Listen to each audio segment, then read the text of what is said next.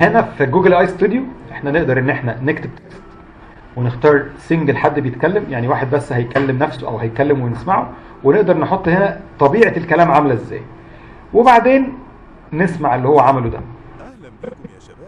الميزة فيه انه بيقدر يجيب العربي من غير ما نشكل، خصوصا عامية صعبة.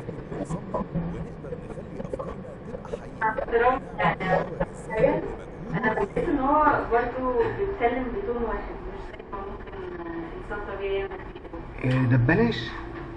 في ادوات تانية مدفوعة، في اداة تانية اسمها 11 لابز مثلا، دي بتعمل اللي انت عايزه بس مدفوعة، اسمها 11 لابز، بتعمل حاجة اسمها فويس كلونينج. بس نسخة الفويس كلون اللي فيها لازم تبقى مشترك في باقة من الباقات المدفوعة. فانت بتدخل على ده مبدئيا ممكن نفس الكلام ولا لا مش مشكلة. هندخل هنا الاول على 11 لابس، ده اشهر اداة بتاع التكست تو سبيتش TTS. هدخل عليه واقول له انا عايز اعمل تكست تو ايه سبيتش. احنا كنا بنقول ايه من شوية، نسينا ناخد الكلام كوبي. في حالة انكم هنخليه كده، انا عايزه يبقى بالعامية، بس كان نفسي اخد نفس الكلام عشان نقارن. احنا كنا كاتبين هناك فاكرين؟ اهلا اهلا بيكم يا شباب في كورس ماشي تسويق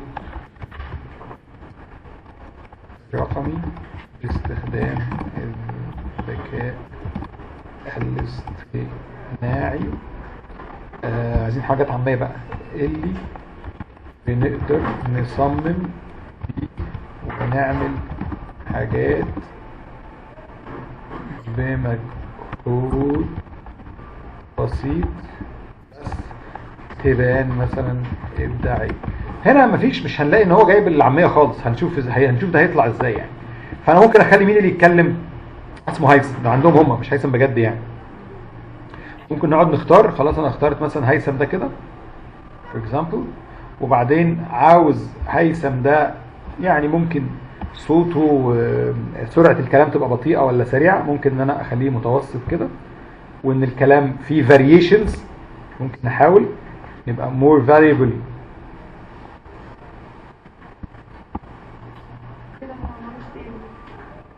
انا بوريكم ان انا بروح كده ناحية ان هو variable ولا stable may lead to in. ماشي خليها كده اهو، وبعدين حلو كده. عندنا هنا رصيد، في هنا رصيد بقى، معنا 10,000 كريدت في الشهر، مش زي جوجل اي ستوديو ملوش رصيد، ما عنديش حاجه بتخلص يعني. في كورس التسويق الرقمي باستخدام الذكاء الاصطناعي اللي بنقدر نصمم بيه ونعمل حاجات بمجهود بسيط بس تبان ابداعيه. لازم يجلي في حاجه بقى تبان، دي ما ظبطهاش. جوجل اي ستوديو حلو في العاميه، لكن لو انا عايز، طبعا الانجليزي ما فيهوش تشكيل، هو سهل وسهل عليهم ان هم الاي اي يتكلموا بالانجليزي. العربي يا اما شكل عشان الكلام بيطلع مظبوط، يعني لدرجه ان ساعات الناس بتكتب، ساعات الناس بتعمل ايه بقى، بتاخد الكلام ده تعمله بحروف، عارفين الفرانكو يكتبوه بالحروف الانجليزي، يعني كلمه في بدل ما نكتب فه ويه يكتبوها اف اي، عشان يحاول يخليه ينطق زي ما انا عاوزه ينطق، بدل ما بيعك لي الدنيا. عشان عندنا في مصر في العربي بقى التنوين والتشكيل والمش عارف والحاجات دي كده، والهمزه احنا بننطق قاف، احنا ما بنقولش القاف في كلامنا. لكن يعني جوجل استوديو خد باله، قال التسويق عادي، ما قالش التسويق يعني and so on. الفويس كلونينج بقى، التول هنا مدفوعه ان انت تعمل حاجه، يعني في هنا فويس ايه، في فويس تشينجر بالمناسبه، بس ايه هتحط الصوت enable microphone allow.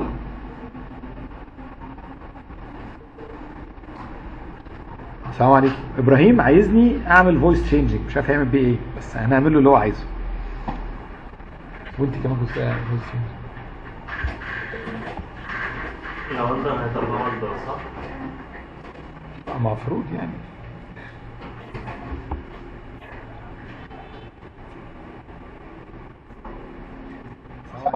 ابراهيم عايزني فويس تشينجينج، هنعمل له اللي هو عايزه.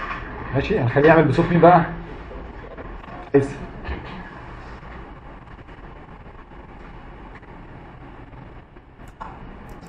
السلام عليكم، ابراهيم عايزني اعمل فويس تشينج، مش عارف اعمل ايه بس هعمل له اللي هو عايزه. بس ده صوت هيثم مش صوتي طبعا. ستيل برضه انت في نسخه ايه؟ مجانيه. انت مش دافع، انت كحيان يا ابراهيم. بالظبط كده.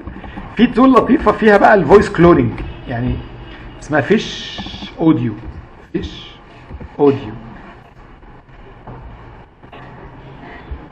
دي مزار، يعني طبعا هم كل الادوات دي على فكره بتعمل ايه؟ فجاه تبص لو عاملها يعني ليفل لابس ده كان مجاني لحد وقت قريب كل اللي فيه. فيش اوديو ده طبعا هنعمل عليه اكونت اكيد، ندخل على الاكونت بتاعنا عليه. و بالنسبه دي اخر حاجه خلاص يعني، بس اللي قلقان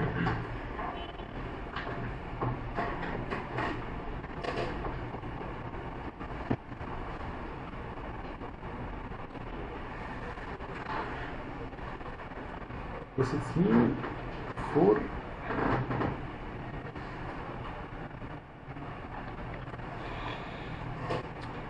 فيش اوديو بيعمل زي اللي عملناه بالظبط في 11 لابز في جوجل اي ستوديو، بس احنا هندخل على طول على الفويس كلون.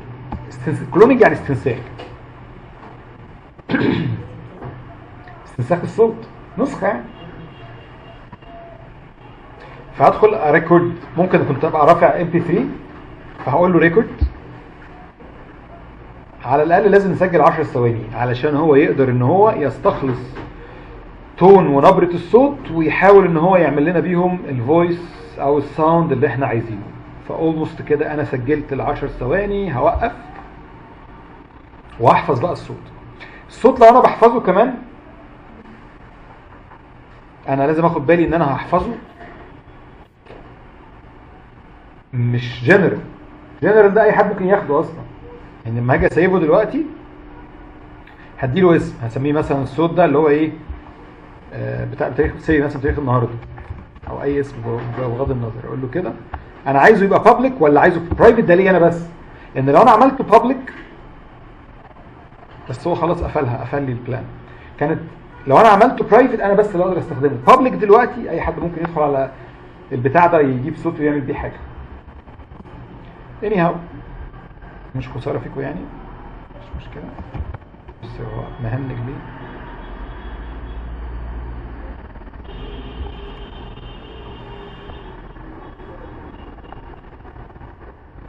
هنسميه ايه؟ نسميه النهارده 2/3/26. سيبكم الديسكريبشن والحاجات دي، نكريت الصوت. اما نكريته بقى هنديله تكست يقول لنا بيه. طبعا هو هيجيب نبره صوتي الى حد ما بس مش 100% طبعا. 11 لابز هو اقوى واحد في الحته دي.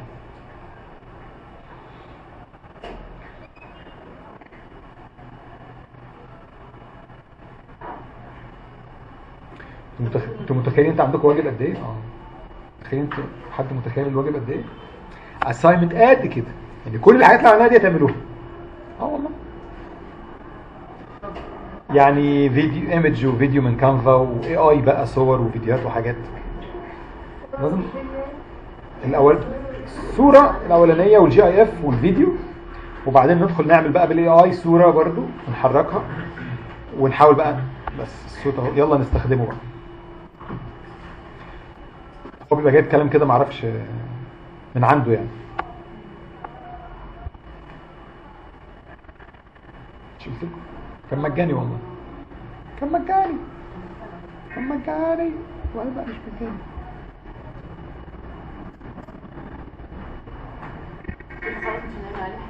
لا هنعمل مش عارف بس هو هيعمل.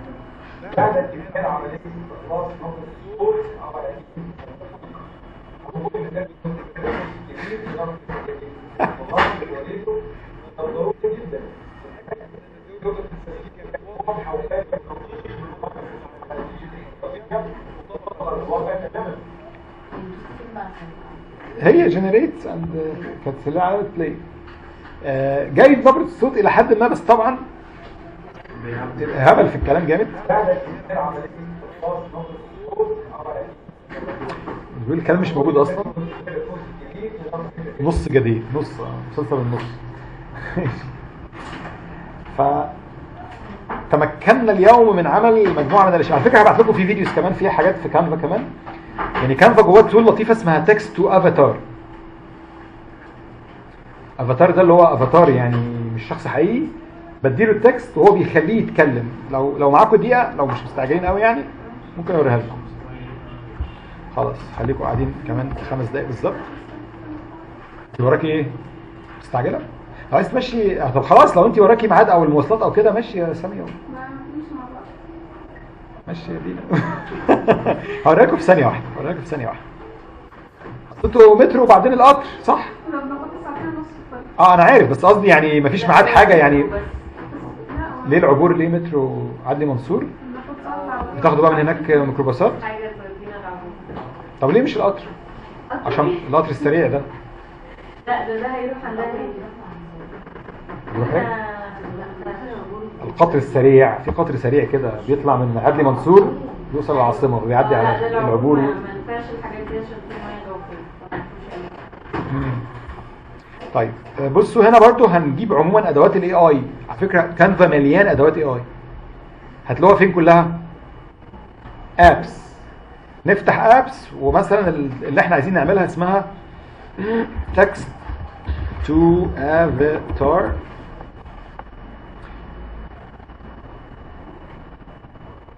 ممكن مثلا اشهر واحد فيهم اسمه دي اي دي اهو.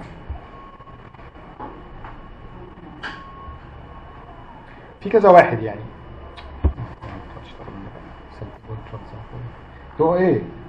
انتوا ايه قايلين له ايه؟ زيدوا على الابلكيشن او اشتغلوا. هنا ممكن احط له صوره ليه او استخدم افاتار يعني صوره من اللي عنده دول، وبعدين اديها تكست يعني ادخل اكتب لها نص، اقول له خلي النص ده يتقرب وسط البني ادم ده وحرك الشفايف على الكلام. يعني هو هيعمل ليب سينك. وهيعمل ليب سينكينج بالظبط كده. من عنده بقى. لا مفيش. دي طبعا في حاجات تانية بقى. في موقع اسمه هيكس فيلد، موقع شهير جدا، هو اللي بيعمل اللي انت بتقوله ده. ان انا اعمل له كلون لصوتي وانا اروح مديله صوره ليا واقول له خليه يعمل فيديو يتكلم فيه مثلا على اهميه مش عارف الفلفل في السلطه اي حاجه. بس دي ادوات بقى مدفوعه، اشهرهم حاجه اسمها هيكس فيلد. ممكن تبقوا تستخدموها يعني. مش الفلفل مهم في السلطه ولا؟ Hello guys how are you مثلا. لا اي حاجه بتيجي في دماغي انا ببقى عايز اي مثلا اي حاجه بتيجي في دماغي يعني. هنقول له توني، واحد اسمه توني اللي يتكلم. ده صوت توني الاول نتاكد. ده كده الصوت بس. طبعا لازم ادخل بقى على اكاونتي على الابلكيشن ده. فهو يعني كانفا بقى بيقول لي طيب اربط الدي اي دي بتاعك الاكونت بتاعك، حط لنا اكونت. فهحط الجيميل مثلا بتاعي او حاجه.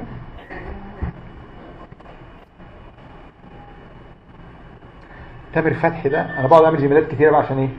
الرصيد بتخلص. اي جس ان تامر فتحي ده ان شاء الله يعني ينجح ونكونتينيو. دخلت الحمد لله. نديله بقى صوره، معانا بقى رصيد بقى. نديله الصوره دي ونخليه يقول ايه. هو الكلام راح نقول له الكلام تاني. hello guys how are you it is nice to meet you today to meet you today. حلو كده. ماشي. فهنخلي مين بقى اللي يقول؟ توني. ماشي. وبعدين عندنا بقى رصيد، معانا 12 رصيد، 12 فيديو يعني. فهنقول له طبعا لو انا جيت ماشي مش عايزين حاجه كده. جنريت يا ابني. انا حطيت الصوره ولا ما حطيتهاش الاول؟ اهي وعلمنا عليها. خلاص اعمل بقى.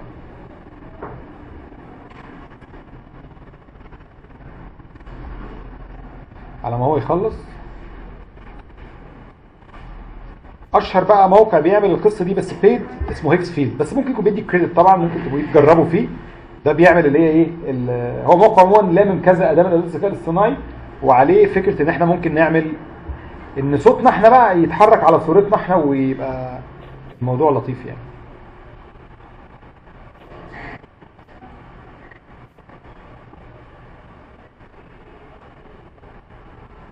Hello guys, how are you? It's nice to meet you today. Hello guys, how are you? It's nice to meet you today. عمل ليب سينكينج وحاجه زي الفل. اي كده. بص احنا رايحين لايام ما يعلم بيها الا ربنا. يعني احب ابشركم يعني احنا رايحين لايام ما يعلم بيها الا ربنا. حته البرايفسي دلوقتي او فكره الخصوصيه بتاعت البني ادم يعني في شكوك كتيره حواليها يعني.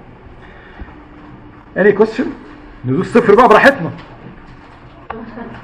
طب لو احنا عايزين ان هو ما يستخدمش صورنا ابدا، ما يستخدمش